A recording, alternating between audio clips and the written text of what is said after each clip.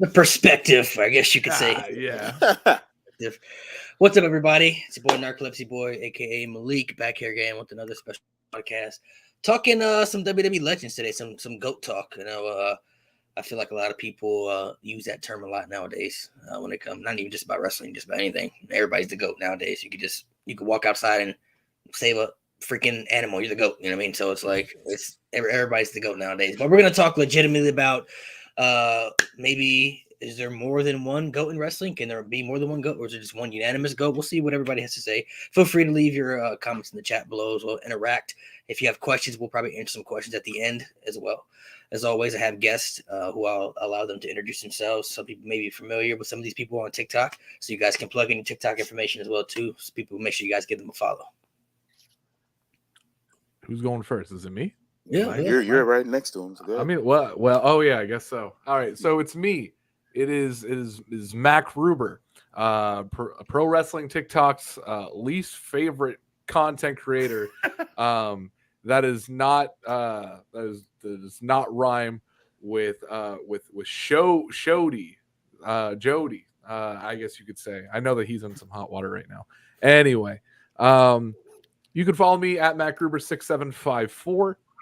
You can follow me on Twitter at MacGruber6754, Instagram at MacGruber. Follow my band Nights on Holiday on Twitter, KOH Band 812. Yeah, I just wanted to plug that. I just came back from practice, so I was like I got to plug the band. Yeah, good shit.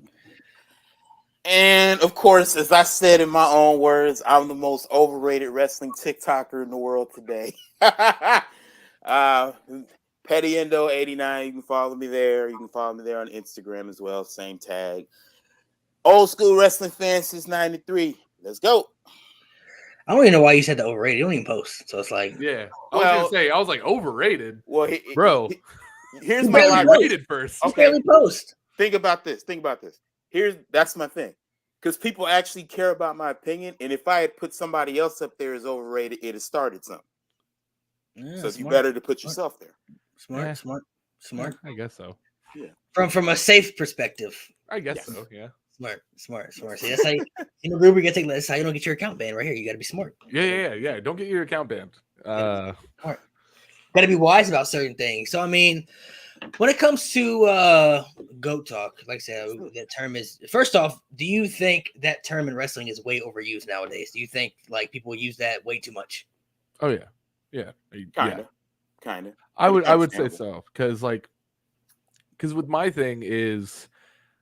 This is not me bragging. I know, Malik, we've talked about this like today, and this is never any sense of me bragging, but I feel like I have a different perspective when it comes to most of wrestling TikTok of being behind the scenes on like at least Midwest independent wrestling, where I have heard other people talk, like I've heard wrestlers talk goats versus like how fans talk goats, and sometimes they will correlate, but a lot of times they don't. Right. So I think but what I was trying to get at is like, I think there's no when it comes to GOAT, everyone throws it out there, but when people say GOAT, it's just their favorite. I wouldn't consider Mick Foley the GOAT. You know what I mean? I love Mick Foley. Mick Foley is top 5 for me. Top 5 wrestlers of all time for me. I wouldn't consider Foley the GOAT. Fucking love Foley. I will defend Foley to the day I die. I wouldn't put him up there with the GOAT. I don't think he would either. So, and I think that's the biggest problem is that people look at their favorite wrestler ever and consider them the GOAT. And then they take that as fact.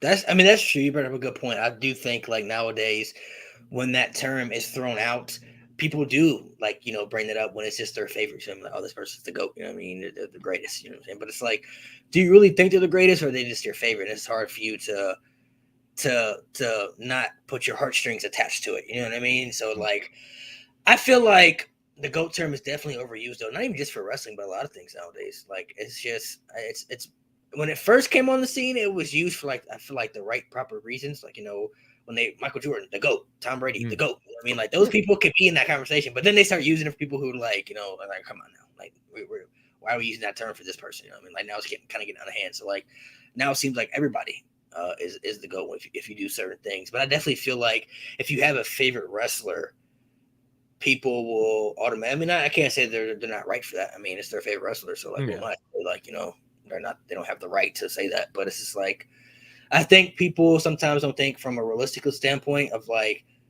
who the GOAT could really be versus who their favorites are. Like, some people don't know how to separate the two. You know what I mean? Like, it's cool that this person's your favorite, but does this person really match up, say, to this person right here? If you combine the accolades or the accomplishments they have, or, you know what I'm saying, like the popularity or all that stuff, like, do they really go together? So I think that's people. I don't think look at that as well too. And I think it also matters on the generations too. Like generations, age will. I guarantee me and Alan do not see eye to eye when it comes to who's the GOAT, just because of our age. Not anything of his. I mean, we'll get there. We'll get that point down the line. One thing we already agree on is I look at my favorite wrestler the same way as yours. Like I don't look at Bret Hart as the GOAT in any way, shape or form. Like, there are certain things that I will point out. There are certain accomplishments that I think people shouldn't overlook when they look at his career. But do I think he's the greatest wrestler of all time? Hell no. My dad would come back out of heaven and pop me upside my head if I said such a thing. But I mean, Bret Hart he can make an argument though. It's not like he can't. You could easily make an argument for Bret. You can make a legitimate argument with like the accomplishments and the things that he brought to the table. Funny enough, before we got on here, I got tagged in a TikTok post where somebody had put up a 4-shot of 4 wrestlers that you could erase forever. It was Bret, Shawn, Eddie Guerrero, and Kurt Angle.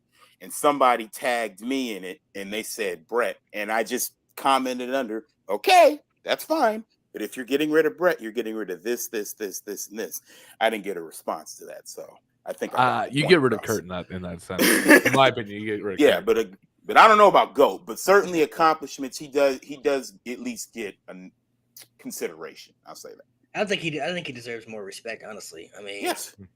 I think people like to bring out, you know, he didn't have the best character work or anything or the best promo skills. I think everybody knows that, but not every wrestler who's great legendary needs the total package. You know what I mean? Everybody has different. Everybody brings something different to the table. You know, like people use the same argument with like a Goldberg. Like, you know, well, Goldberg couldn't wrestle, but it's like Goldberg wasn't meant to be a good wrestler, though. Yeah, that's actually a good point when you put it that way. As much as I don't like Goldberg's character wasn't meant to be a great wrestler. People didn't pay money to see him wrestle 20-30 minutes. They just wanted to see him crush people, and then they were happy. Like, that was the whole point. That's why I got a lot of shit whenever, like, every time Goldberg came back and everyone's like, oh, Goldberg is always sucked in the ring. I'm like, and this is where I consider GOATs is, you said they don't have to be the total package. In my opinion,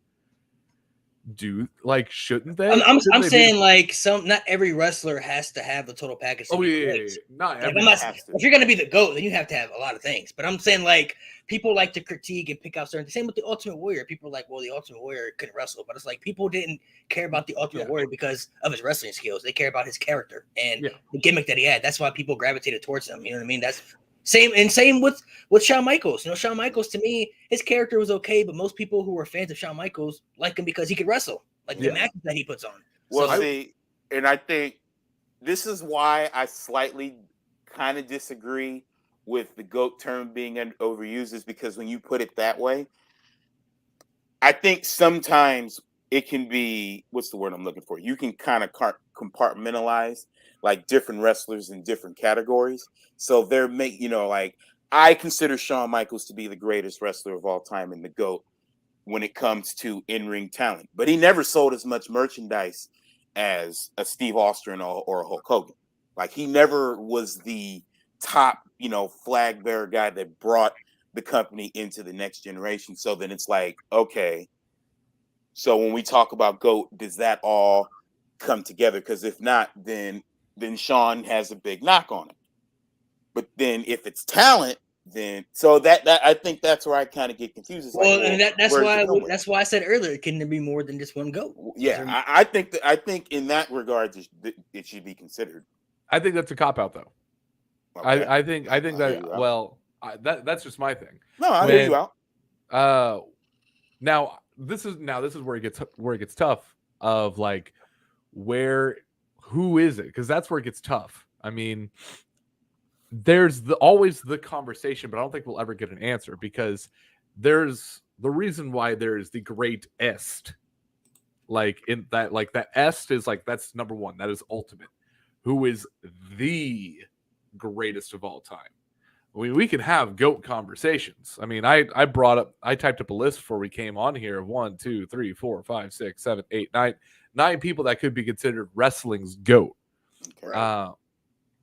And when we look at wrestling's GOAT, we have to look at a lot of things. We have to look at, and I take this into account with music because I listen to a lot of music, and music is like my second biggest passion next to wrestling, and that is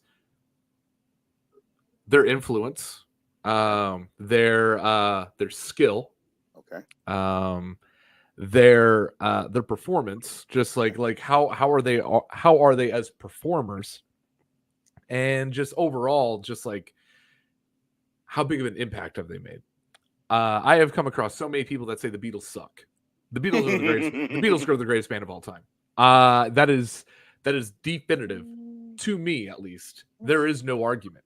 The Beatles are the greatest band of all time, not just because of the records that they sold, not just because they were incredibly marketable, but because in the studio they were so incredibly talented as musicians, as songwriters, and at the end of the day, like their influence. There are musicians today that are still inspired by the Beatles. That they are people that are still buying Beatles records today. You can go on ultimateguitar.com. You can go into Guitar Center. Go on YouTube. There is a video uploaded all the time of just some kid playing Blackbird on the guitar, playing Hey Jude on the piano, because there's that much influence. Okay. So there is the greatest band or the greatest musical artist of all time, at least in the past 150 years. I mean, we can bring in Beethoven and Bach and Mozart, but if we look at the last 150 years, the Beatles are the greatest musical act of all time. So you translate that to wrestling. I see what you're saying. So you translate that to wrestling, and to say that, oh, there's more than one. I mean, yeah, Rey Mysterio, in my opinion, is not in the GOAT conversation. Is he in the GOAT lucha conversation? Is he the greatest luchador of all time? Is he in that conversation? Absolutely. But he's not in the GOAT conversation. Who's the greatest deathmatch wrestler of all time? Mick Foley's in that conversation. He's not in the conversation of the greatest wrestler of all time. And that's where it gets really, really funky, because if you look at pro wrestling as a whole, it's such, like music, it's so subjective. There has been a lot of, as a word, like game changers. I know AEW uses the term game changer all the time. Way but like, too much. Hulk Hogan was a game changer. Stone Cold was a game changer. Was Shawn Michaels a game changer? That's up for debate. John Cena was a game changer. Roman Reigns is a game changer. Now, so we'll get to that. Give it 10 years. He'll be. Yeah, that's about how much we would take. But go ahead. But that's kind of my point. You have to look at these big moments, but you also have to look at their skill in the ring. I mean, if you look at the Beatles compared to a random fucking prog rock band that's just shredding, or topical, take John Lennon and take James Hetfield. Who's better on the guitar? James Hetfield of Metallica. Master of Puppets, Stranger Things. That's my topical tie-in for the day. James Hetfield is obviously better on the guitar than John Lennon, but Metallica, in my opinion, is not in the conversation of the greatest band of all time. Are they in the conversation of the greatest rock band of all time? Are they in the conversation of the greatest thrash metal band of all time? The greatest metal band of all time? Absolutely. But it's typically crowded, because like, even I think we talked about this before. It's like, even with like top 10 lists, top 10 lists get hard. Like your co-host kind of went through this, where it's like they can get crowded, because like a WWE list alone can be crowded, but then if you try to put in wrestlers from every promotion that ever existed and then try to say, okay, give me 10 names, you'll pull your hair out. It's like, damn, because then you got WWE, WCW, AWA, NWA, Mid South. Like now it gets dicey. It's like, damn. And then who gets left out?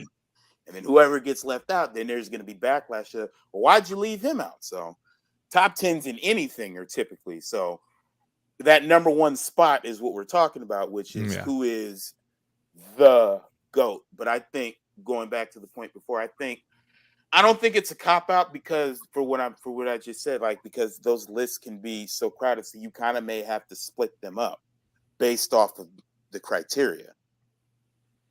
Well, yeah, I mean, like, everybody brings something different to the table, like I said before, and not everybody may be better than somebody at certain things. You know what I mean? Right. But it's like, I feel like if you're going to be in that conversation, you have to definitely been a draw. Like, you have to have impact.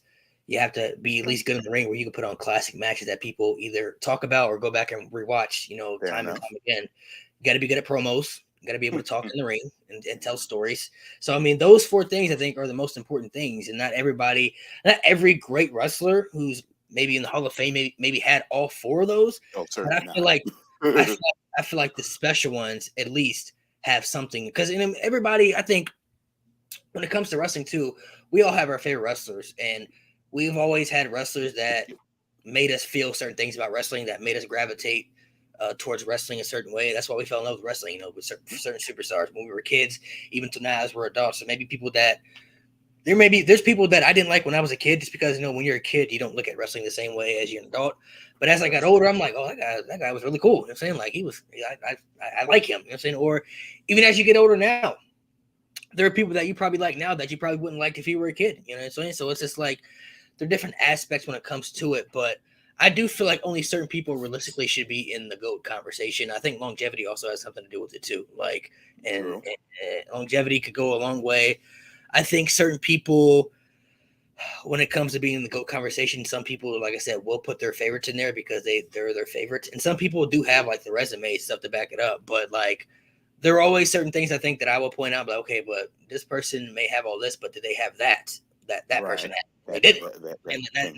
That comes to it. You know what I'm saying? That's why when you look at, they said somebody like Shawn Michaels, like, in-ring wise, I think he's the greatest in-ring wrestler of all time, performer of all time. But that draw, you know what I'm saying, wasn't really there as far as like, a Hulk Hogan or Cena or Stone Cold or guys like that, you know what I mean? Because he was the guy, but he never drew like those guys drew, you know what I'm saying? Like that holds a bigger, that also has something to do with it when you talk about the conversation. It's like, okay, well, Shawn can wrestle better than these guys, but those guys probably made more money for the company than he did. Well, let me just chime in on one thing, because me and Alex Vataloco went in about this about Bret Hart. And the one thing I will bring up with any of those wrestlers in that era, to be fair, was nobody, including the Undertaker, who, by the way, just had a hell of a A&E special this past Sunday night, for those who didn't watch it. If we're gonna count that, like, nobody in that era drew money. Like, that was the worst drawing era in WWE history. So, like, if you want to go and say that those last 2002 to 2010, if you count those last 10 years and you still say he's not a draw, then I can give it to you. But like, that new generation era, like, nobody did. Okay, even like the last 10 years, like, was he still a bigger draw than Steve Austin? No. That's what I'm saying. So if you're going to count that, that's fair. And I think that's the one thing that we have to take into account is how much money can they bring in? That was a conversation I had last year. It was right whenever Danielson went to AEW. I was at an indie show and I was talking to one of the wrestlers who's younger. We were looking at this big room that we were in, and he looked at me and he was like, because we're both huge CM Punk fans, both straight edge kids, both hardcore kids, huge CM Punk fan. And we're like, yeah, he's Punk's the best in the world. Har, har, har. And I asked him, I asked Anakin, who's the greatest wrestler of all time? And he was like, Bryan Danielson. Bryan Danielson's the greatest wrestler of all time. And I looked at him and I said, Cena's better than Danielson, and he like chopped me right there. He was like shut your fucking. He was like, shut your fucking mouth. And Anakin's a brat. I love Anakin. He's a fucking brat. Chopped me right there. And I said, he's like, you shut your fucking mouth. And I said, look, Anakin, look at this room. All right, put Bryan Danielson on the poster outside and say Bryan Danielson wrestles tonight. This room's going to fill up. But you know what's going to fill this room up way more? John Cena wrestles tonight. Fair enough. John Cena is a better wrestler than Daniel Bryan. Daniel Bryan can wrestle circles around John Cena. Wrestle circles around him. But can Daniel Bryan sell tickets? I mean, we can't draw. I mean, yeah, we can see that now, which is I mean, I'm alluding to who I believe is the greatest professional wrestler of all time. Just by everything that I'm saying. I won't say it yet until we get to that conversation, but that is where I think that a lot of people don't talk about when we bring up to the GO conversation. I have, like I said, I have this this notepad pulled up on my computer of like 9 wrestlers that off the top of my head, I was like, oh, names. Who are the 9? So here's who I came up with. Okay. Based off of, now this is wrestling, not WWE. This is just wrestling. Okay. So we got Hulk Hogan, Ric Flair, okay, Shawn Michaels, okay, Bret Hart, yes sir, Steve Austin, yes sir, John Cena, okay, Bryan Danielson, all right, Kenta Kobashi, Mitsuharu Misawa. Ooh. Those are the 9 that I came up off the top of my head of who are considered the GOATs. Now, I know Kenta Kobashi and Mitsuharu Misawa probably could not draw in America as well as someone like Steve Austin or Shawn Michaels or John Cena. But the amount of influence that they had is definitely up for conversation. Like I said, I'm a punk guy, punk music. The Ramones are one of my favorite bands of all time. The Ramones didn't draw shit. I sure didn't. Back the reason that they put. Go ahead. I think that's a good list right there too. I think The Rock definitely has to be on there though too. Okay, yeah, let's make it a 10 and put The Rock on there. I would say The Rock cannot have it. The Rock has to be somewhere in there. And as a dark horse, you don't have to put him on the list. But if we want to talk about longevity, even though he wrestled for a lesser promotion, Sting. See, I wouldn't put Sting in the conversation. I would, but that's just me. That's just me. That's just me. That might be my age showing. That might be whatever. My exposure to Sting didn't happen until TNA. Okay, all right. That's fair. That was my first exposure to Sting. That's fair. That's fair. Well, I mean, that's fair. I think Sting can make the argument because he was the guy for WCW for a period of time. But I mean, I don't think I would put him in that conversation with some of those other guys personally. Not saying he's not great. He's definitely that's why I said dark horse. Sting's probably the greatest superstar to never be WWE champion. I'll say that. Like to never win the WWE title as far as like major. He was a Piper in that conversation. But he had a WWE career. Like Sting good point. came for like pennies and nickels. You know what I'm saying? Like he came for WrestleMania and he came at the end of his career. You know what I'm saying? Like just imagine if Sting came during the invasion. You know what I'm saying? Like the stuff he could have done then type of stuff. So I think he could be in the conversation for that. But I think you could also honestly, I mean, in my personal opinion, I think Randy Orton could be in that conversation as well. I think Randy Orton has enough. Randy Orton is the best wrestler in WWE in the past 20 years. I'll say that he's the best wrestler in WWE in the past 20 years. I mean, you look at his resume. Yeah. I mean, I know it's scripted, pretty term, but it's like, bro, not many people have the resume of Randy Orton. And just look at his in-ring stuff. Like he's putting on phenomenal matches. Like just great stuff. He's like he's WWE. I would say he's WWE's biggest heel outside of Roman Reigns in the past 20 years. Roman Reigns or Brock Lesnar. I'd say he's the number one heel. I mean, that too. I can't disagree with that. That run he had in 2009 with Legacy, that was Randy. Honestly, Randy Orton probably is maybe the most disrespected or underappreciated I would say, yeah, I would say so.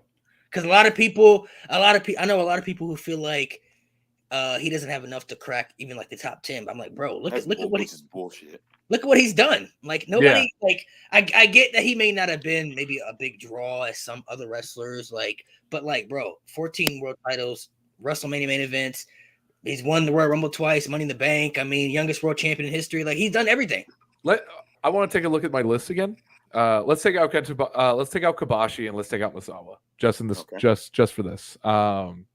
If we take a look at my list, Hogan, Flair, Michaels, Hart, Rock, Austin, Cena, Danielson. What do all of those have in common if you don't put Randy in it? What do all those have in common? They're all phenomenal faces.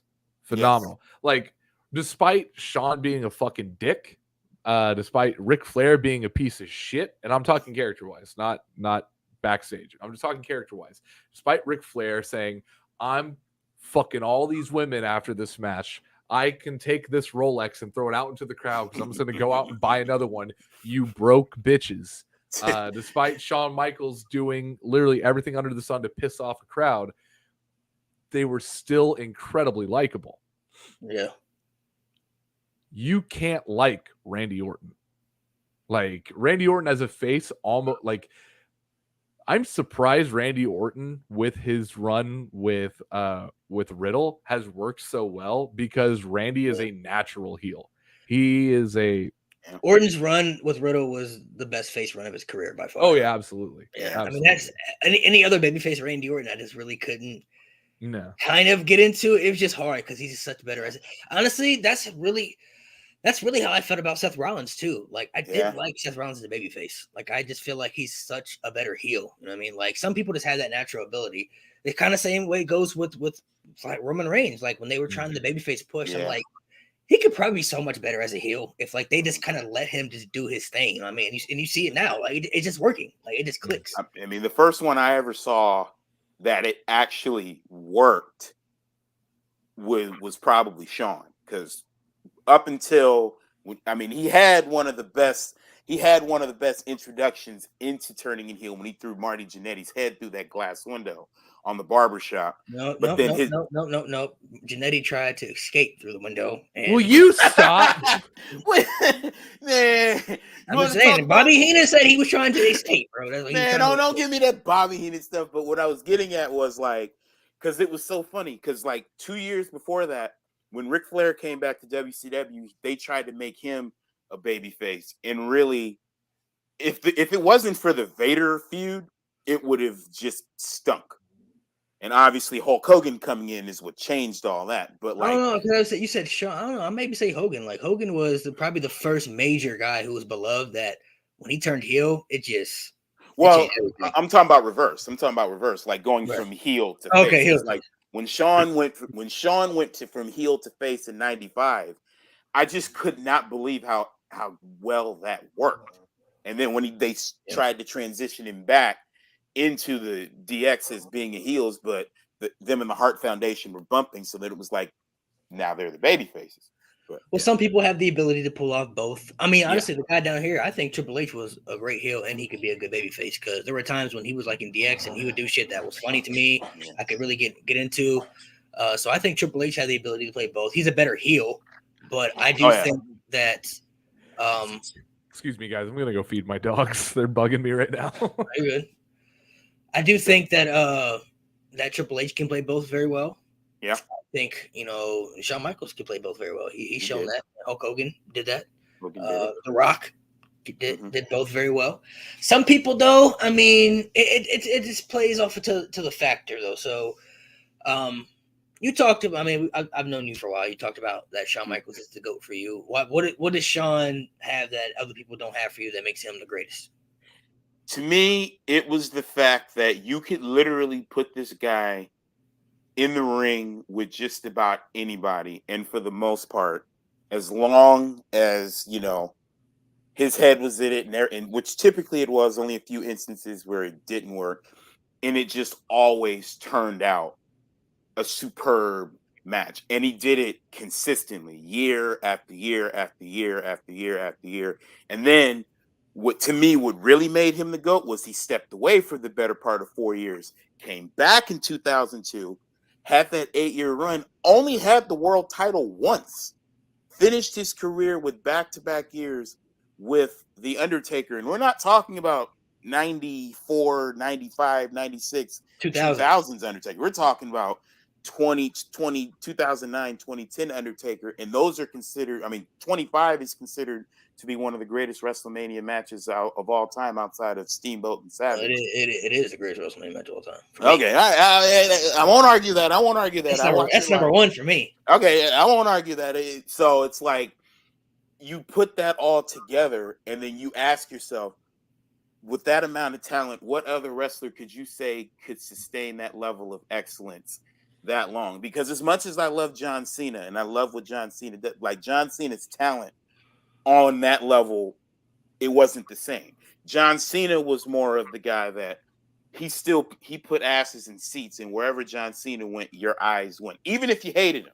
You know, I used to love the "Let's Go Cena sucks," but it at least meant everybody was engaged in the ring on the character work because everybody cared what he said, whether you loved or hated him. With Shawn, it was just like, what the hell are you going to do in the ring? And it worked. So that's what makes him the GOAT to me. Nice. What about you? You said you were going to touch on who you think the GOAT is, so I'll let you, your turn. All right. So we're on the who I think is the GOAT conversation. Yeah. Okay, Austin. Without a doubt, it's Austin. That's For me, there's absolutely no argument. Okay. Austin is the Beatles of wrestling because his influence in the ring, promo style,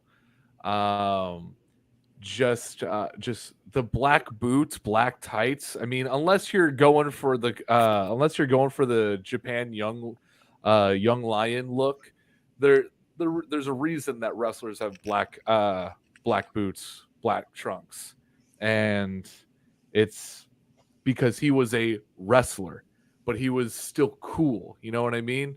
Right. If you take a look at The Rock, for example, The Rock had black tights, but there was still a design on him. He had black boots, but he had that little calf area. Now, I don't know why he had that calf area. I don't know if his calves are just so fucking huge. I think it's probably unique look. You know? Yeah, it's an absolutely unique look. That's the one thing that stood out to me about The Rock when I was little, because I had a Rock action figure and I had a Stone Cold action figure, and I always thought The Rock's boots were so cool because nobody had The Rock's boots. Right. And even if you saw somebody else with it, you'd be like, "That's The Rock boots." That's The Rock's boots. So you take a look at Austin, and you take a look at his influence.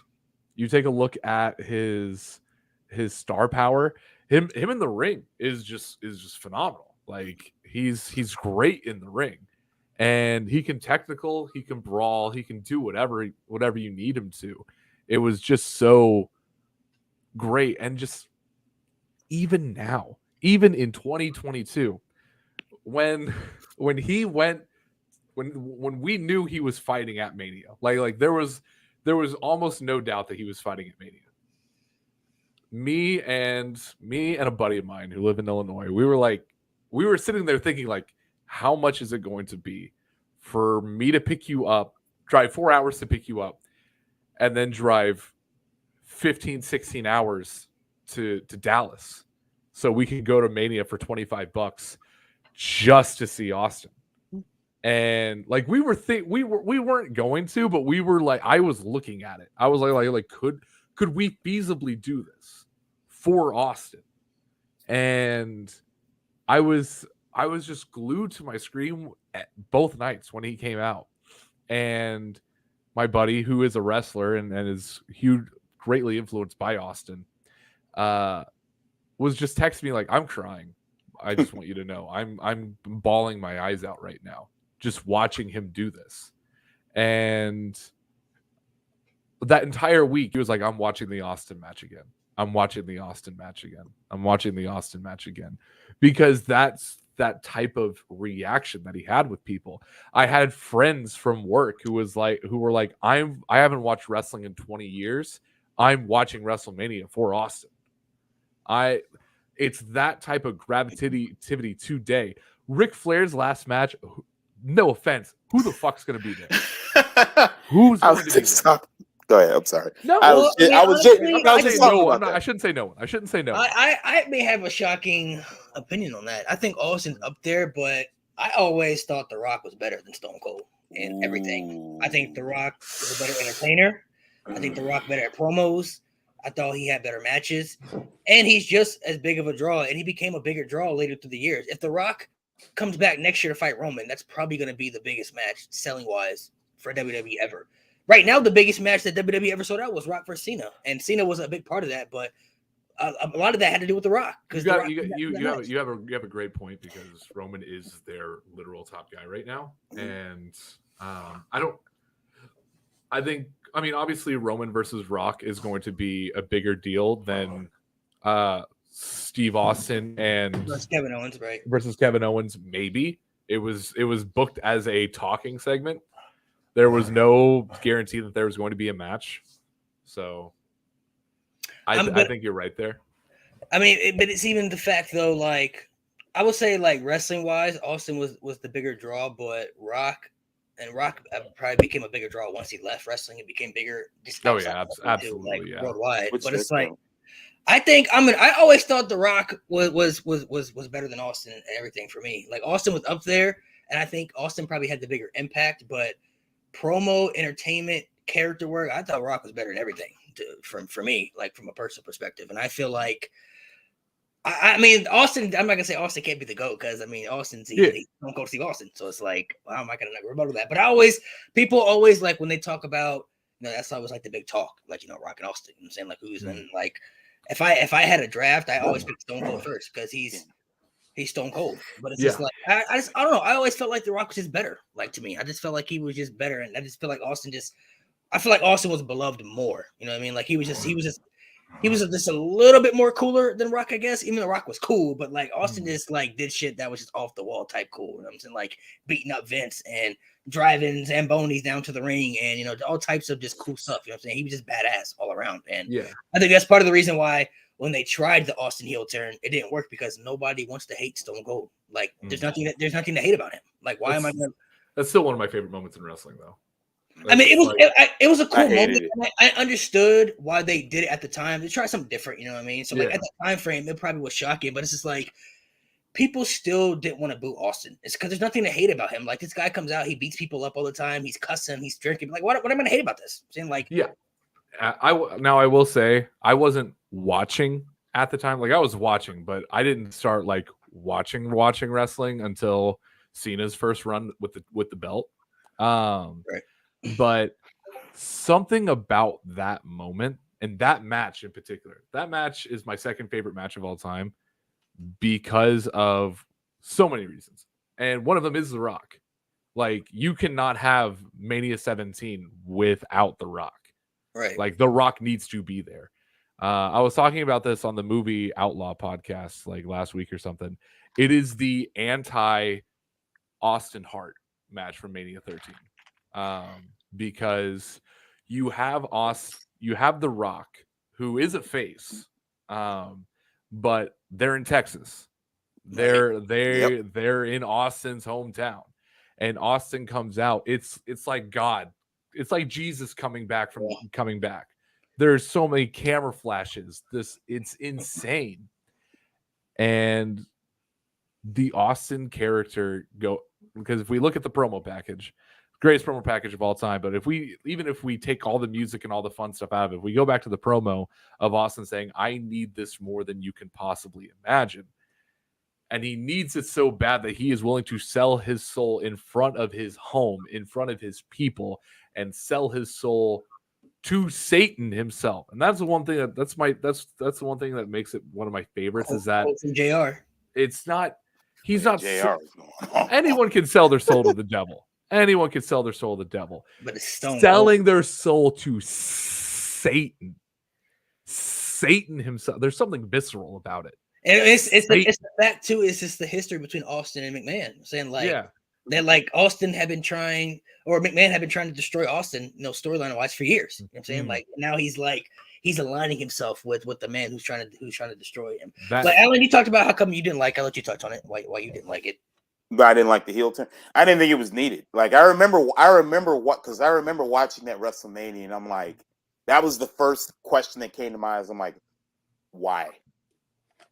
Like it's not. Like I get where you're talking about, and I forgot McGruber about the whole thing with the I need this more than I need this win or anything. But I just like the moment.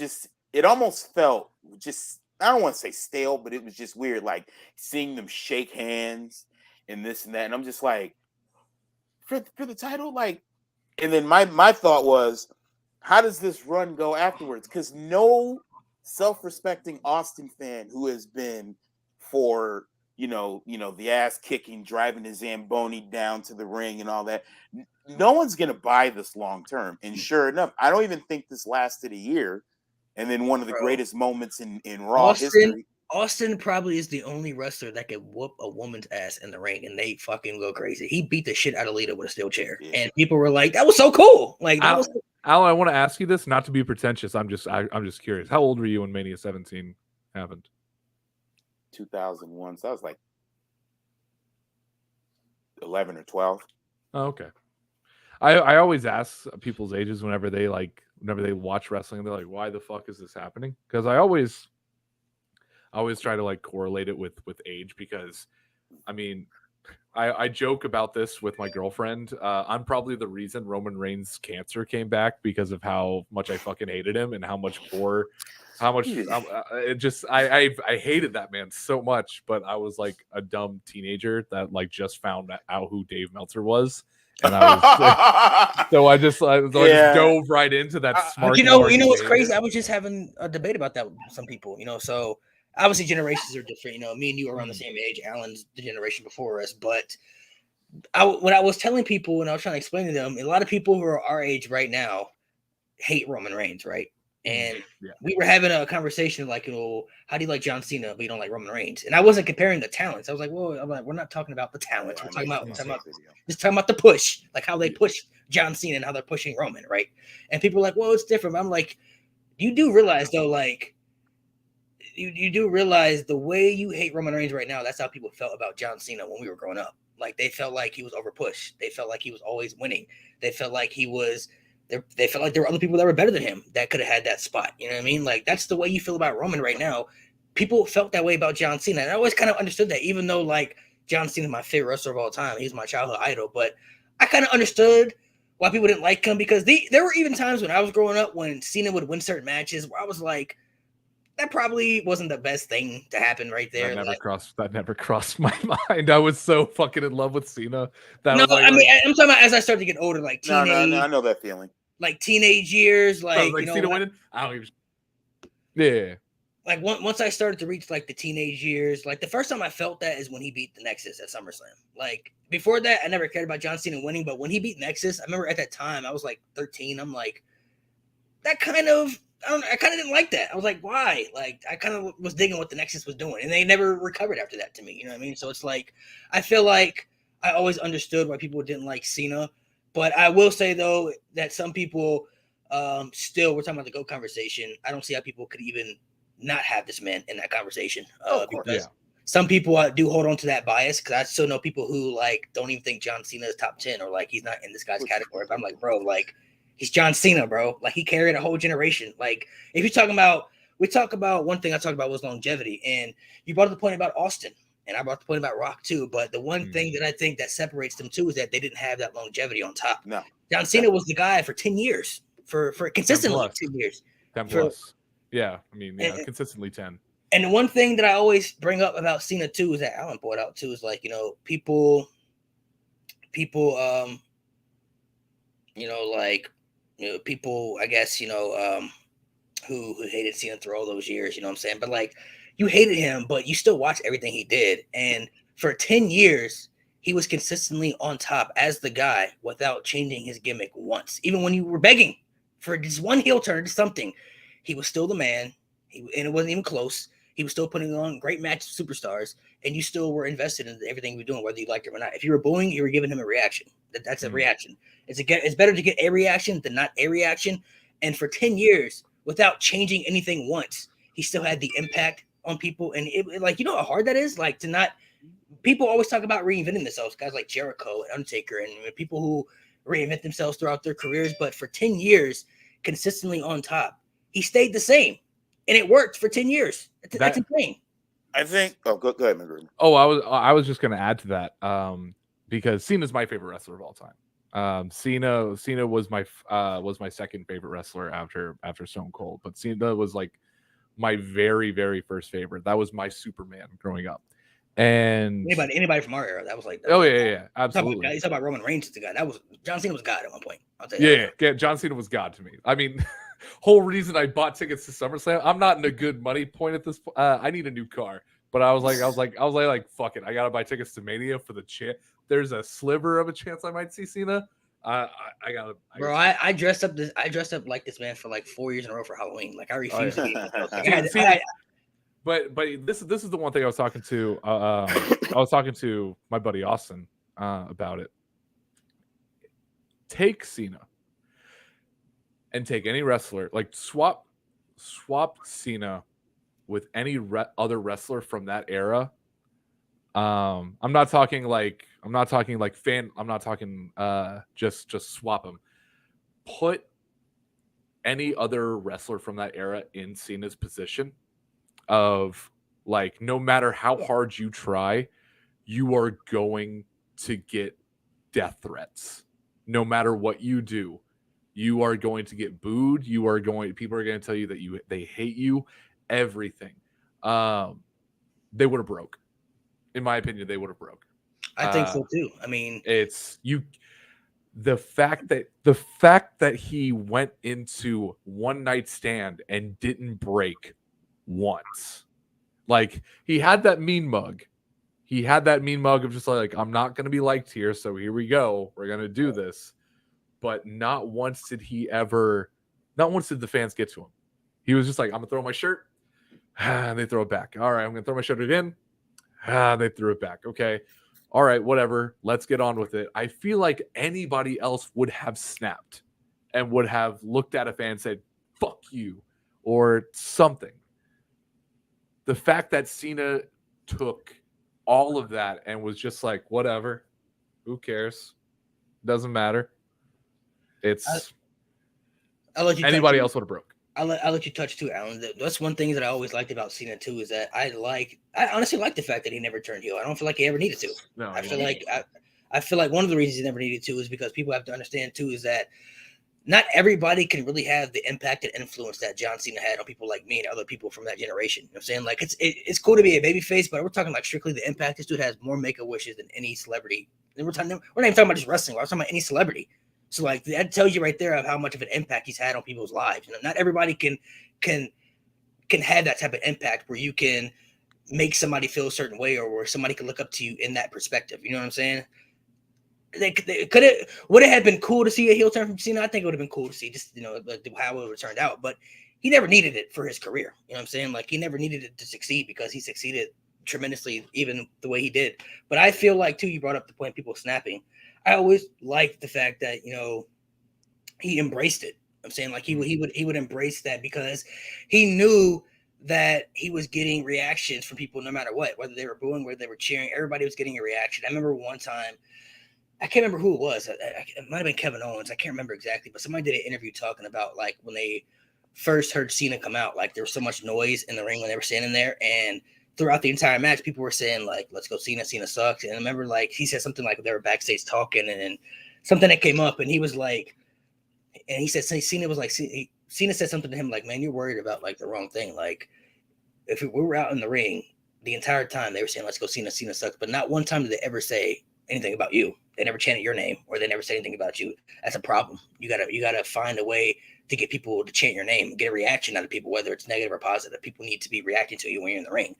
And when he said that, the wrestler was like, "Holy shit!" Like I didn't even notice that. You're saying like that, but that's things that like that's the things that separates people from being great and being goated. Like people who are goated, they think about certain shit that you just wouldn't pick up. You know what I'm saying? Like the guys like Jordan and LeBron and Tom Brady, like they may like say like a great basketball player like Mike, you know what I'm saying? Like somebody may do a move or something like that, but like Mike may do it just a little bit differently, saying with a little more critique, a little more spice that makes it better. You know what I'm saying? That's what I think separates people from being in that GOAT conversation too. And I feel like John Cena is honestly, he will go down as one of the people who were the greatest, but may not get the respect that he truly deserves because of the hatred that people had for so many years. And I think Roman Reigns will go down to that as well. I think people hate Roman so much now because of the push that he's getting. But by the time he's retired, he'll be one of the best ever. But it will be hard for people to admit that he's one of the best because of the hatred that they have for him. I think, and this is just my perspective, when it comes to, because I'm glad you brought that up, Malik, when it comes to the difference between how people look at Roman and how people look at Cena, and this is just me from an outside view. I think the reason why, and maybe people this will be more of a something they come to a realization, or it's hard to come to a realization. I think the reason that people look at Roman's run a little bit more harshly is because it's much more emphasized. Like, I don't remember any of Cena's runs where the commentators or the fans were talking about, he's had the title for this many days, look what he's doing, this and that. It was just Cena go do it. Whereas Roman Reigns, like, every other week on Twitter, you're seeing a new billboard of how many days Roman has been champion, this and that. So I think a part of that is too this because Cena, that's what I think separates him too, is because Cena never had the title that long. That's the reason why Cena had so many world title wins, is because he would lose the title and always win it back. That's why I think people dislike John Cena a lot too, is because they felt like he was always in the title picture winning the championships. Roman Reigns is just having a long push as the champion. They're doing something with him that honestly hasn't been done since Hulk Hogan did it. Like, he's almost at 2 years as a champion. They haven't pushed a world champion like this at the top, giving him a run like this since they did it since Hulk Hogan. So it's not like it's a repetitive state. And the only other, and I'll let you go, McGruber. The only other thing I'll say is this, and we'll get into it maybe a little bit later. I hate the comparison between Hogan's run and Roman Reigns' run. Even though I get it from a numbers perspective, how long Roman's had the title, but if we look at the logistics of both runs, they are not the same. And I'll leave it at that. Go ahead, McGruber. Oh, I just wanted to add on to what you were saying, because I as a kid, because I remember I was a fucking child whenever I was in 4th grade, whenever Edge first won the WWE Championship away from Cena, 4th grade. So one of my favorite things whenever I was younger was the WWE magazine. The reason I knew how long Cena had the title, because time was not a real concept to me as a child. The reason I knew how long Cena had the title was because they kept talking about it in the magazine. Oh, nice. In the magazine, they would always. I knew Cena had one of the longest reigns in modern history, if not all of history, only behind Hogan and San Martino because of WWE magazine, and I was reminded of that at least yearly. So that's all I wanted to add. Fair enough. Fair enough. Explain though how you don't think Roman and Hogan's run are the same. Because Hogan's run was one where, unlike Roman, there weren't as many stars, and there was a different construct of how the WWE was being run at the time. So you'll hear a lot of people say Jake Roberts should have been champion. Well, Jake Roberts was put in a position when his whole turn didn't work and they had to put him at babyface. He was then put in a position where he got any potential suitors ready for Hogan, but there really weren't too many people there. Like, they tried Bundy, that didn't work. They tried Andre, but Andre's body was breaking down. Now they finally got Savage, but they had to work him for 3 years. They tried Warrior, that didn't work, but that was 2 years later. So there really weren't as many suitors for the world championship in Hogan's reign, which is why it was a lot easier for them to hold the title. Whereas Roman, there are a lot of suitors around the WWE that you could potentially look at that spot. It's just WWE has chosen to stick with Roman. So I don't think it's the same. There weren't as many pieces from 84 to 88 that you could legitimately say. I kind of disagree a little bit. I don't think there are many people that can fit the spot Roman's in right now. I'm talking as far as like being the draw, like the money, the guy right now. There are people that you could probably have him drop the belt to. Like, he could drop it to Seth Rollins. He could drop it to Cody. He could drop it to Drew McIntyre. But are those guys really going to I'm talking about being the guy. Like, there's difference between being a superstar and being the guy. Not everybody can be the guy, like Hulk Hogan, face of the company type stuff. I don't think there's really anybody else in the company right now that can be the guy. Adding on to that, I think that is just how wrestling works, because you had Hogan as the guy for so long, and then Hogan leaves, and you have two guys. I think you always have two guys. That is the one thing when it comes to WWE. You always have two guys.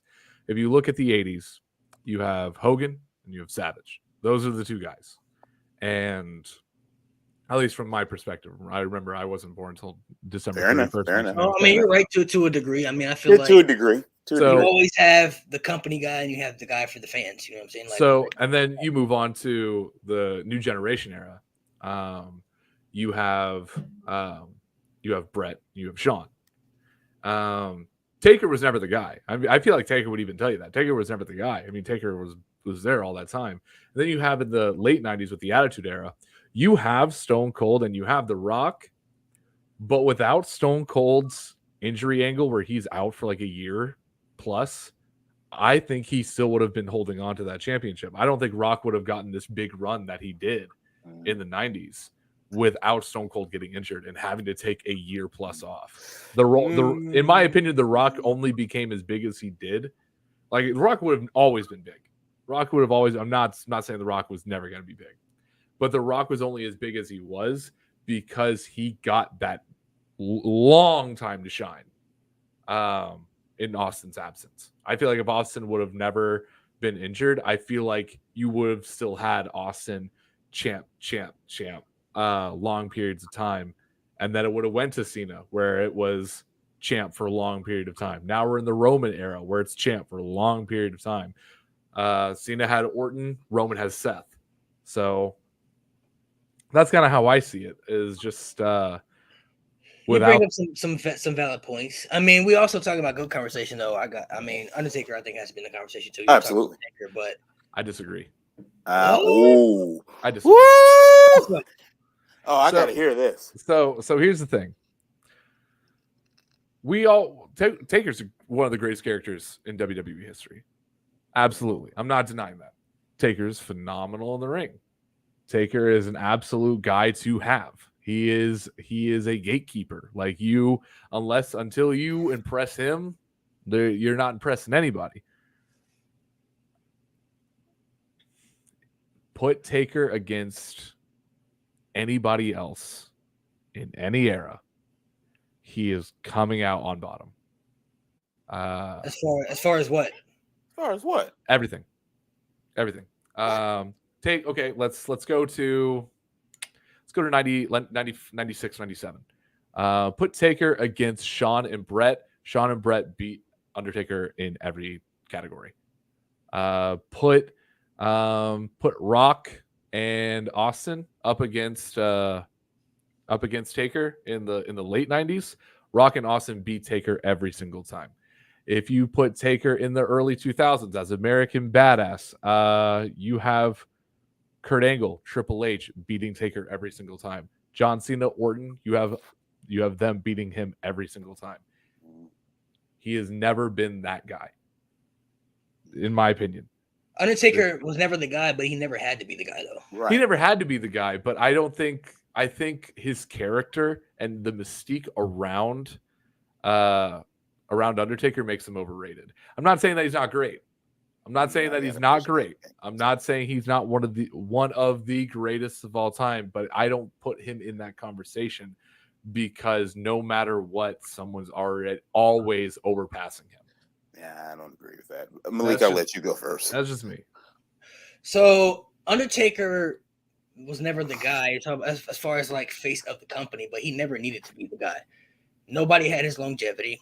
Nobody had the mystique. First of all, he is the greatest character of all time because of the mystique behind his character. People legitimately thought he was the Undertaker. Like, they really thought he was his character, even outside of wrestling. Like, when people saw him, they thought he was that guy. You know, and he did that for so many years. Even when he changed to the American Badass, he came back as the Dead Man. People still thoroughly believe that he was the Undertaker. Like, growing up as a kid, I thought Undertaker was like some mysterious weird dude, like had powers and stuff. Like, I didn't know. I didn't think he was human. Like, How was he in the ring when he wasn't in the ring 2 seconds ago? Type thing. Yeah. I mean, that was the mystique behind his character. He's probably the only wrestler in WWE history who never needed to be the guy and shined the most, because Undertaker never needed to be the world champion to be credible. Everything he did was always important because it was the Undertaker. People wanted to see what he was doing. People were invested in what he was doing. Not even to mention the streak. The streak was a big part of WrestleMania for years. Sometimes the streak even felt bigger than the main event. So anything Undertaker was really doing, people always kind of want to see what was happening, whether he was in the first match, the middle match, or the last match, because the mystique behind what he was going to do. Okay, well, Undertaker, he don't seem a little bit right. I'm saying the promos and the character work. Even when he changed into the American Badass, he wasn't maybe in the main event scene as much as, when he was like Deadman and stuff like that. But he was still the Undertaker to people. And Undertaker is a draw, too, in wrestling, by the way. No, yeah, I'm not saying that the Undertaker can draw. You talked about people like going to be on the posters. Like you talk about the John Cena poster. You can put a poster out right now, Undertaker. People gonna show up because it's the Undertaker. I mean, it's literally happening. Not next weekend, but SummerSlam weekend. I mean, it's literally happening. So yeah. Like I might even go. I'm like, bro, I might even go because $100 tickets. I ain't going. It's the Undertaker. So it's like he has that. Undertaker is, to me, the only wrestler to really have that mystique behind him because of how well he played that gimmick. Like, we all know wrestling is, it's predetermined, scripted, everything. We all know that. But it's like, nobody is going to, like, if you could really believe that this man was this guy for so long, even if you know what wrestling is about, that you did something special to me. Oh, yeah. I was never denying that. And allow me to be the old head in the room, because please.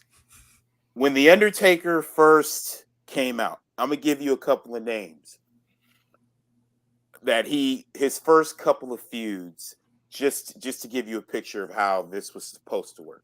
His first couple of feuds were The Ultimate Warrior, Kamala, Jake Roberts, Giant Gonzalez.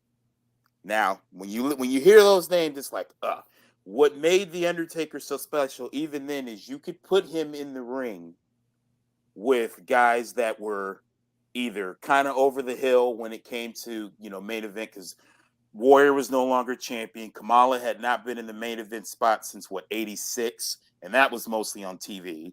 Jake Roberts was on his way out. Giant Gonzalez was only there for 8 months. And then you look at the transition of, okay, now we're going to, since Brett's our guy, we're going to kind of put Undertaker in the Jake Roberts role if we're going to get these next guys. So then he got guys like Yokozuna up and ready. And obviously Yokozuna is one of the greatest big men of all time, Hall of Famer. And then he consistently did this year after year. You love Mick Foley so much. That was the guy that was tasked for finally putting Mick Foley over in the Mankind gimmick. Like, that's when we first looked at Mankind like, oh, shit. Like, he beat The Undertaker at SummerSlam 96, and we all sat back like, well, I know I did. Like, The Undertaker lost? And he had never lost to SummerSlam at that point. So he could consistently do that. Didn't have to be the top guy. Remember, in the 90s, he only won the title 3 times. 91, 97, and I think, 99? 99. So, yeah. So Undertaker felt that way about a lot of things. Like, when he lost, sometimes it felt like a very big deal. I'm not even talking about the streak. I'm talking about, like, when Kane came out, right? We knew Kane was coming. Yes. But when Kane came out and he stood face to face with Undertaker and he tombstone Undertaker. Nobody ever tombstone Undertaker before. That was his move. So when he tombstoned Undertaker, you were like, what the fuck? Like, Undertaker just got tombstoned by his baby brother who's bigger than he is. Like, who is this guy? Like, now you're intrigued by Kane. Now, okay, well, I want to see what Kane is really about now, because this guy just tombstoned the Undertaker in the middle of the ring. Ain't nobody ever did that to the Undertaker before. You feel me? So I just feel like, I don't know if I would personally have Undertaker as the greatest of all time. Personally, I don't know if I could put him above some people, but in my opinion, he's without a doubt on the Mount Rushmore. On the Mount Rushmore, just for who he was responsible for helping build up. And just as did you know that was the second time he'd ever been tombstoned? Oh, I didn't know that. I thought that was the first time was the Undertaker versus Undertaker at SummerSlam 94. Oh, okay, yeah, but by somebody else. it made it feel like a big deal. It made it feel like a big deal. Even look at somebody like Brock, right? When Brock beat the streak, right? Which I don't know if anybody ever thought the streak was going to end, but I didn't. I had a feeling it would.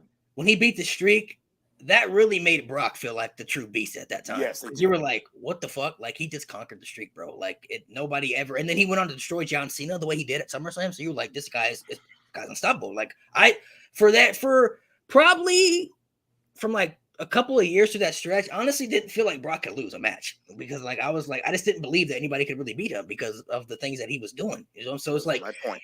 He had that mystique behind him where I feel like a lot of people when they would like anytime he would really lose, it kind of felt weird to me. Like Undertaker just lost. I'm saying like he's not supposed to lose. Okay, go ahead. One of the greatest setup men of all time, and remember, we brought up guys like Hulk Hogan. These are things that a lot of the top guys that came before Undertaker, they'd never do. They were never about setting up the next guy. Hogan is notoriously known for that.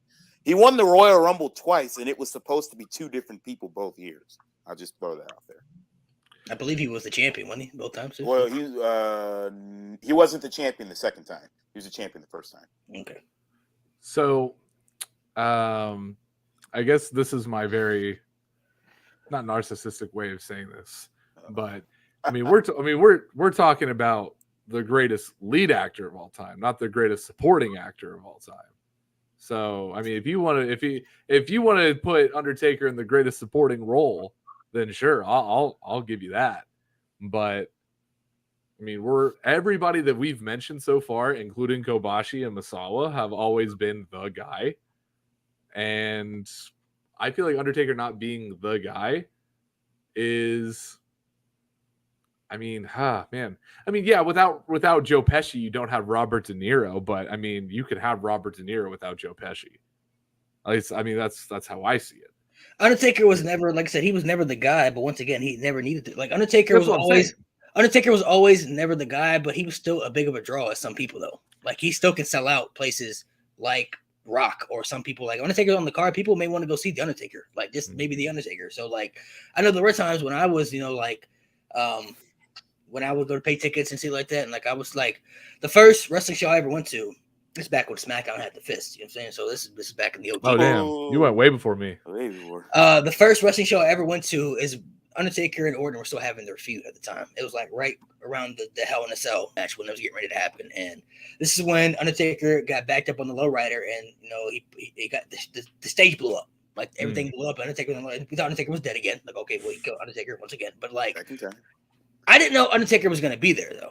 So, but I remember like when he came out, the way I felt, I was like, bro, this is the Undertaker. Like I'm looking at him. Like I could walk down to the ring and I could touch him right now. If I like, obviously I couldn't, but it's like that was the first time I ever like felt the environment of going to a wrestling show because you've seen certain people and like, oh, there goes that guy. There goes that guy. That's cool. I'm saying, but like when Taker came out, I was like, bro, I honestly about passed out. Like, that was me with Cena. That was me with Cena. My first show was a house show. And it was right after Edge's TLC match with Flair on that one random Raw in 2006. Honestly, that was a pretty good match. Yeah, that wasn't bad. Is that like was Charlotte in the crowd for that? I haven't. Yeah, she was. Yeah, I haven't gone. That's she was Ashley Flair. Yeah, Ashley Flair. Yeah, that's how I felt about Cena. Like the first time I ever saw Cena was like, I don't know, something maybe it was because I was in fourth grade, but I remember whoever the ring announcer was at the time, they were like, "Oh, someone in the crowd is getting a box of Snickers signed by one of the WWE superstars." It was a box of Snickers, and there was a woman behind us who got it, and I was like, oh, "Who signed it?" And she was like, "Cena," and I was like, "Whoa!" And then I see the man come out. And it's God. Like that's just what it is. Like there's nothing compares to seeing Cena live. So yeah, I mean certain wrestlers have that effect. I mean, well, yeah, that's also a personal thing. I mean, that's sorry. That's how I felt the first time I saw Brock. You know, like I first saw Brock come out, I was like, "This fucking Brock Lesnar!" Like, holy shit! Like first time I saw Cena. You know what I'm saying? Like first time I saw, Randy Orton or some wrestlers. You know what I'm saying? Like certain. And honestly, Alan, you could kind of feel that too. Like when Roman come out and Brock come out at the end, like people were like, "Holy shit!" Like here comes Brock, comes Well, Roman. I can go back to the first house show I went to in '96 here in San Francisco when Shawn Michaels was the champion, and like everybody, I swear to you, everybody was standing. And this is a house show. Like this is also where Eddie would win his first title years later, the Cow Palace. They'll never have a live event there ever again. But it was just like, holy shit, it's Shawn Michaels. And he had Jose Lothario, and everybody was just like standing in attention. And the sad part about that match, it was way better than what we saw at SummerSlam '96. So I got lucky, but I know. I mean, some people, like I said, some people do have that effect. Like when you see certain wrestlers, even they like not even perfect, like you saw them live. Like you can say, I saw that person before they retired. Before they live. You know what I'm saying? Like certain people, even when they come back now, like it'd be cool to see them now. But it's like I was at WrestleMania, so at least I could say I saw Stone Cold. But it's like, you know, it would have been cool. Bastard. It would have been cool. I was sitting right next to him. It would have been cool to see Stone Cold like during the prime, you know what I mean? Like during like the run, it would have been cool to see him that run. But it's like the fact I got to see him though, it was pretty cool. I will say though, like and Alan was sitting next to me, from the promo package over to the end, there was nobody sitting in that arena. Nobody. Like, everybody was standing up the entire time. Yeah. Like from the promo package all the way until Austin walked all the way back with the beer. Now, since we're talking goats, would anybody else have gotten that?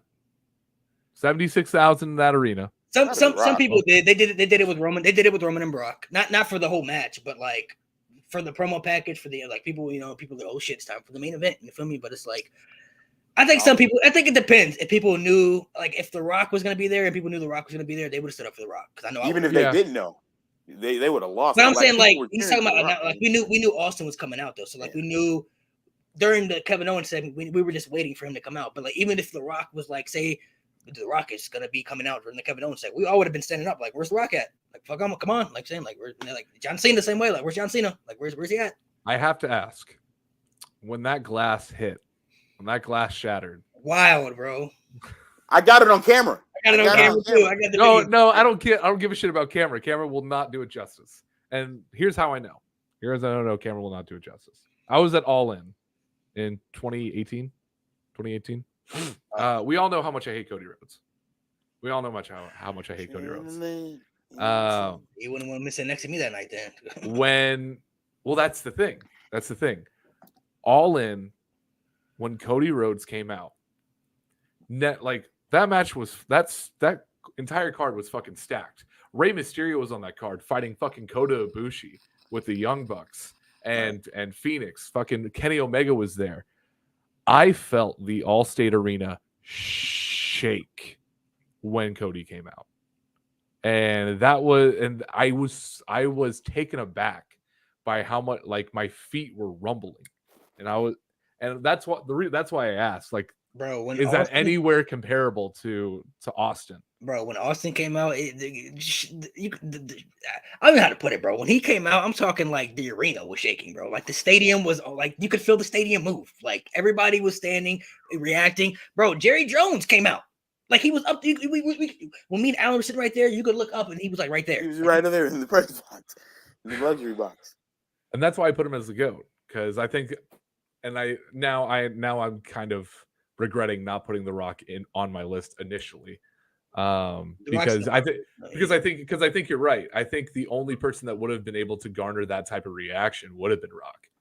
Yeah, exactly. I mean, like I said, The Rock going to Hollywood though definitely had a big part though. Like, that did have a big part. I mean, Stone Cold is known for wrestling. I've had people actually ask me, are Dwayne Johnson and The Rock the same person? Like those have been actual conversations I've had. Yeah, there are people who only know The Rock as an actor. They don't even know he's a wrestler. Like, oh, he's a wrestler. I didn't know that. Like, I'm like, to me, like, I'm like, how do you not know? But some people like legit just don't know. Like, they didn't know. And that's why I put Austin above The Rock, because people would get that reaction for The Rock because of his movies. And I think that's why, despite Cena being my goat, Cena is my goat. I don't think he is the GOAT, because Cena is so prevalent with Hollywood nowadays, with Peacemaker, with the Suicide Squad, with whatever, that I think no matter what, he will get that reaction. Austin is known for wrestling and wrestling only, and he's getting that reaction. Right. from wrestling fans, not from Stone Cold fans, not from anything like that. He is getting that reaction from wrestling alone. I don't think anybody was there because they liked the Broken Skull Challenge. I don't think anybody was there because they liked his podcast where he talked to some random UFC fighter from like 2015, Right. or some random football guy. They were there for not Steve Austin, Stone Cold Steve Austin. Right. So And that's why I put him as the GOAT. Good point. I see your point. I mean, your points are valid. I still think some people probably would have got that same reaction depending on who they were and depending on who they are. But I mean, Austin gonna get that reaction. I mean, Austin could be 70 and he would get that reaction. You know what I'm saying? He could be 90 come out in a wheelchair and right. he would still get that reaction. I mean, because it's Stone Cold. But I do think some people do have that's the reason that I don't know if I put Austin as the GOAT is like credentially is because, like I said, when you look at, I mean, people compare, like him and Rock, probably the two biggest stars of all time, and like it's crazy that they were in the same era. Like we got Rock and all. Like if you were around watching wrestling at that time, I'm jealous. I'm jealous I wasn't around at that time, like watching, because like what a time.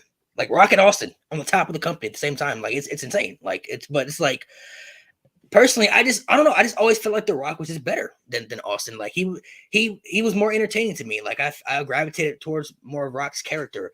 The Rock, in my opinion, The Rock is the greatest promo talker of all time. I don't think anybody touches him on the promo. Like I don't know about that. Or Mike promos. You could put anybody toe to toe with The Rock, and The Rock gonna hold his own. And a lot of people can hold their own too, but I feel like the reason I say The Rock is the best is because The Rock can be entertaining.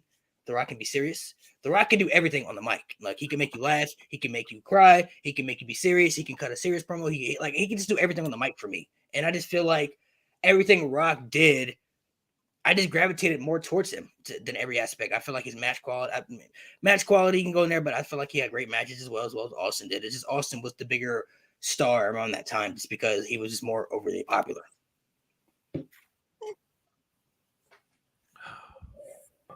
Little Mark Zach from 2017 that just found out who Dave Meltzer was would have told you that Punk was a better talker than The Rock, but I'm not going to say that now. I just want you to know. I mean, CM Punk, I think, is up there. He's I've got Rock in the top 3.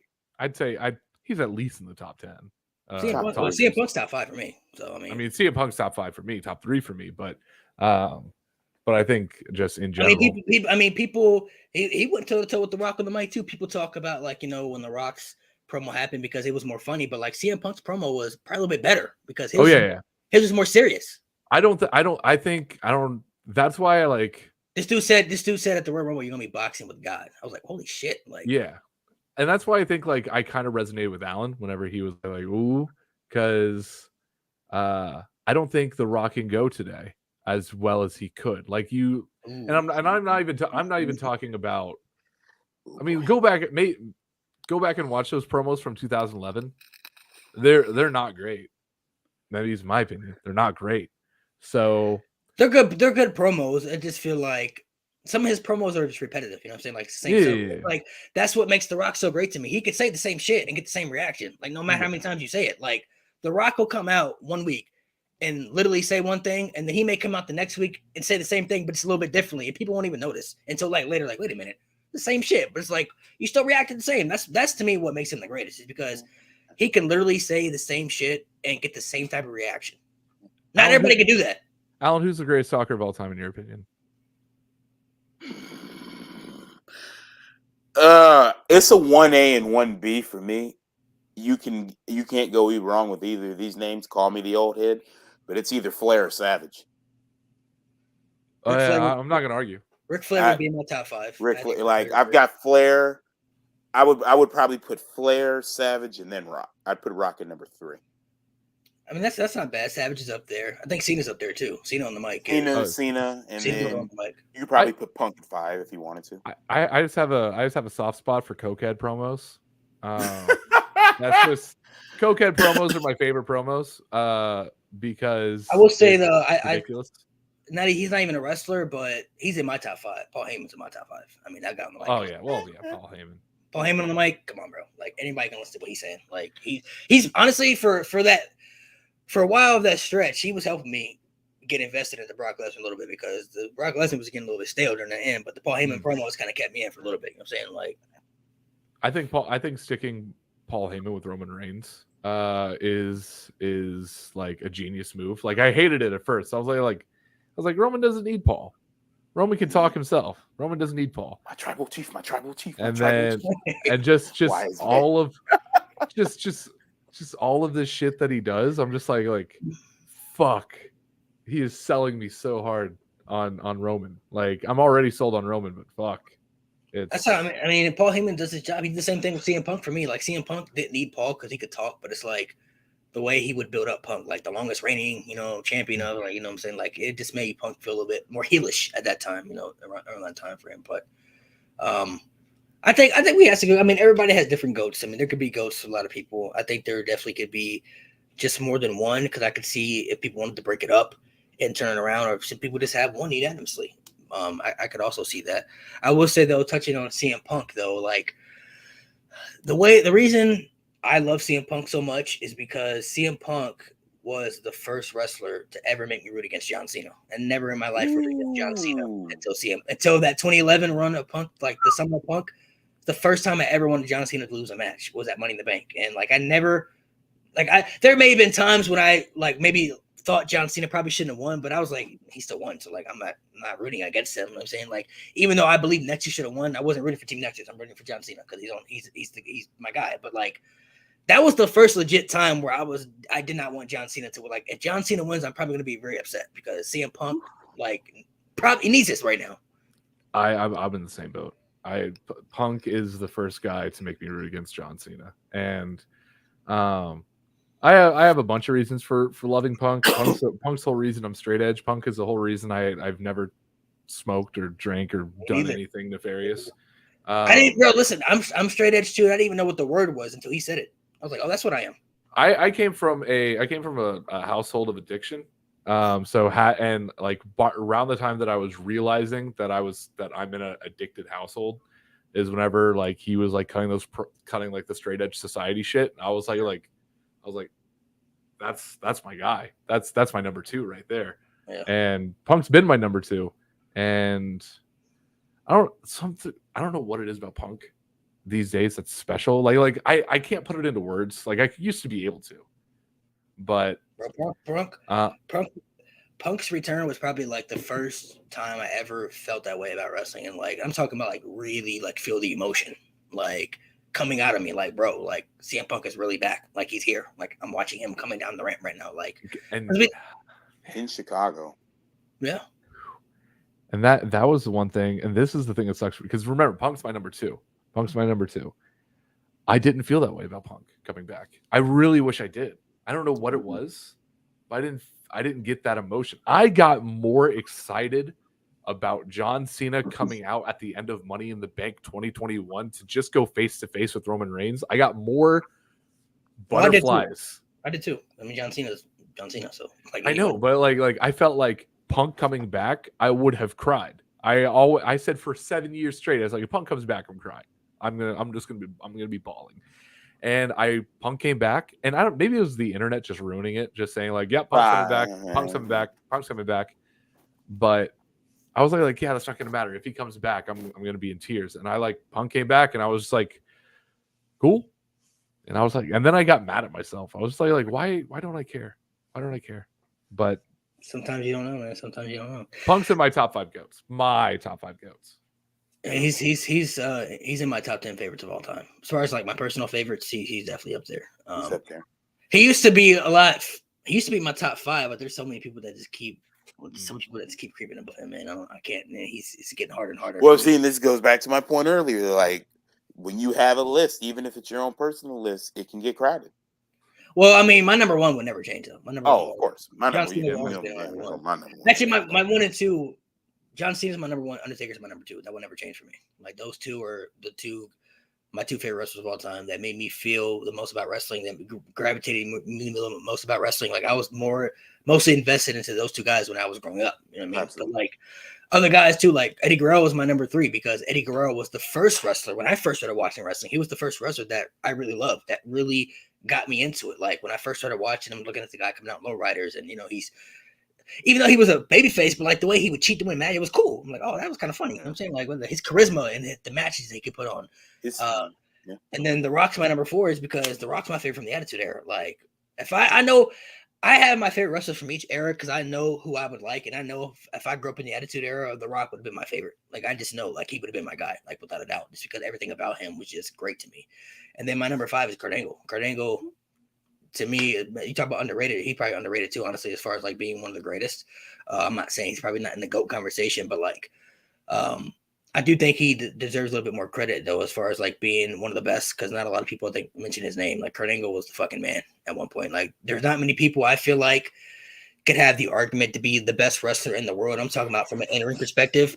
Kurt Angle at one point to me was the best in the world. Like I don't think anybody was better than him at one point during the stretch through his career. Like on the planet, he was probably the best wrestler in the world. Like pound for pound, you could put him in the ring with anybody, and he gonna put on a great match with Samoa Joe or AJ Styles or a fucking great Khali. Like he gonna put on a great match with anybody. So that's how I felt about Kurt Angle. Now I will say honestly though, as far as my favorites, Roman Reigns is really creeping in my top 5. I'm not gonna lie. Like he's big shocker. The more and more I see this man, I'm just he's so close to being in the top. Like I want to put him in there, but it's like I got to take somebody out, and I don't know who I want to take out for that. Like Malik, don't rush it. Just leave it alone for now. Leave it alone. But no, I'm saying honestly, he will be my top 5 favorites. Honestly, I mean, he'll probably take Kurt Angle's spot on it, and it pains me to say that, but I mean, Foley took Hardy's for me. Jeff Hardy and Matt Hardy, both. I consider them as one. Oh, for me, it was Austin was my number 1 as a kid, and then Cena came into the picture. Cena was my number 1, then became a straight edge fucking loser. So Punk was my number 1, and then Punk went away, and Cena had one of the runs of his lifetime. So Cena was back at number 1, and now it's Cena, Punk, Austin, Foley. Yeah, I can remember who I'd have as my number 5, but yeah, Foley's my number 4. What about you, Alan? I don't even know for your other one. I know you got Brett, but no, for me, no, it's Brett, Shawn, Vader. You and Vader, man. Sting. Vader's good, man. Vader's so good. Vader's the greatest big man of all time. Don't get me started. And then I'm not arguing. I'm not arguing. And I would probably, you know what? I would probably throw Kurt Angle in there. I really, honestly, and I'll be real with you. What really turned me, because like I didn't pay as much of an attention to his WWE run as I should, but he was the guy that got me to watch Impact. And when I saw his work in Impact, I'm like, damn. Bro, his work in TNA. I mean, I know he had his little issues going on, but bro, the matches he was having in TNA, bro. That promo, that whole promo run he had with Sting, where he went to Sting's son's football game. Oh man, I'm like, this dude. Okay, yeah, so that would be my 5. So yeah, Brett, Shawn, Vader. Since you talked about Mick Foley, what's your favorite version of Foley? And all his characters. There's only one answer. Come on, man. Don't let me down. Me? You. Yeah. Oh, Cactus. Yeah, there you go. Cactus. If you had said anything but Cactus, I'd have drove up there. I gotta say, Cactus ain't my favorite. I would say now. I will say. When it my comes favorite Mick Foley is Mankind. Fair enough, and that's fair, and that's completely fair. The reason that I like Cactus above Mankind is that I love his. Now it depends on which Cactus that we're looking at. Are we looking at King of the Deathmatch Cactus, or are we looking at 92 feuding with Vader Cactus? I mean, whatever Cactus Jack is your favorite. Because that's two different cactuses. That's the thing. But they're both Cactus. They're both Cactus, but 92 feuding with Vader Cactus is great. But I would put Mankind above 92 Cactus. Now, if we are talking King of the Deathmatch 96 ECW, Attitude Era Cactus on, that's my Foley. Because I mean, his matches are just like, I mean, his run with ECW where he's not the hardcore guy, where he's like, I'm not doing hardcore stuff. This is bad. You're gonna hurt yourself. There's a reason I'm fucking broke right now. It's because I am doing hardcore shit, and there's all that. That was great. Something about his moments as Cactus, and they were always. It always involved Mankind. My favorite moments of Cactus that aren't in matches always involve Mankind. His Mankind explaining why he became Cactus Jack in his interviews in '97 with JR, fucking great.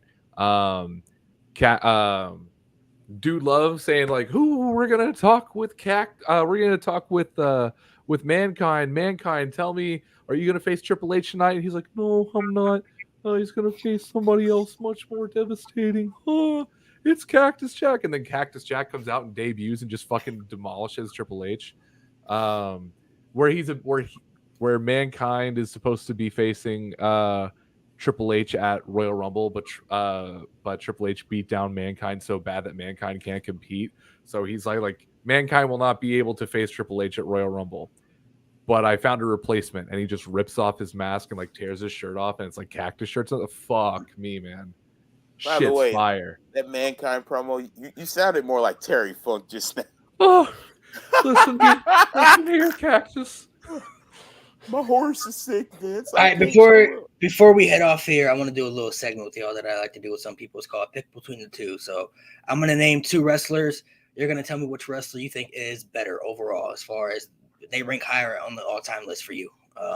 You don't have to explain why. All you got to do is say the name, and we just move on. So you don't got to explain nothing. I'm going to name two wrestlers.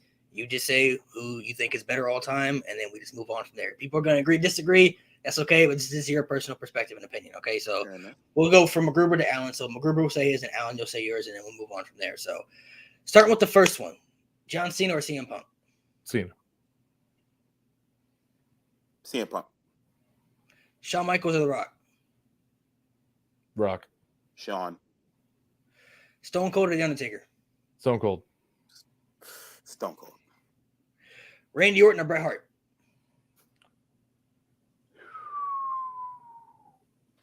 I mean, this is me, so take my age into consideration. Go ahead. Is Orton? You already know my answer. You can I mean, I'm gonna say nothing. You already know my answer. Move on. Triple H or Roman Reigns? Oh, damn. Roman. I'm gonna say Roman. And this is the one time I'm gonna pick Triple H. Damn. AJ Styles or Kurt Angle? Ooh. I'm gonna go with Styles.